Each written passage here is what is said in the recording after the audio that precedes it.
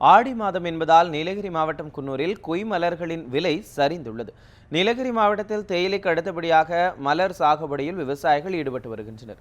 குன்னூர், ஊட்டி, கோத்தகிரி போன்ற பகுதிகளில் சுமார் 1000க்கும் மேற்பட்ட விவசாயிகள் கார்னேஷன், லில்லியம், ஜெர்பரா, அந்தூரியம், கிரிசாந்தம் மலர்கள் உற்பத்தி செய்யப்பட்டு பெங்களூருவுக்கு அனுப்பப்படுகிறது. அங்கிருந்து உள்நாடு மற்றும் வெளிநாடுகளுக்கு அதிக அளவில் ஏற்றுமதியும் செய்யப்படுகிறது. இதனால் கொய் மலர்களின் விலை கடந்த சில மாதங்களாக அதிகரித்து காணப்பட்டது. இந்நிலையில் தற்போது ஆடி மாதம் என்பதால் திருமணம் உள்ளிட்ட சுப நிகழ்ச்சிகள் நடைபெறாததன் காரணமாக பூக்களின் விற்பனை சரிவு ஏற்பட்டுள்ளது. இதனால் 8 ரூபாய்க்கு விற்பனை செய்யப்பட்ட கார்னேஷன் மலர் தற்போது 1.5 முதல் 2 ரூபாய் வரை விற்பனை செய்யப்பட்டு வருகிறது. இதனால் விவசாயிகள் கவலை அடைந்துள்ளனர். ஏற்கனவே கடும் மழை, காற்று காரணமாக பசுமை குடில்கள் சேதமடைந்து மலர் சாகுபடி பாதிக்கப்பட்ட நிலையில் தற்போது பூக்களுக்கு விலையும் இல்லாததால் விவசாயிகள் வேதனை தெரிவிக்கின்றனர்.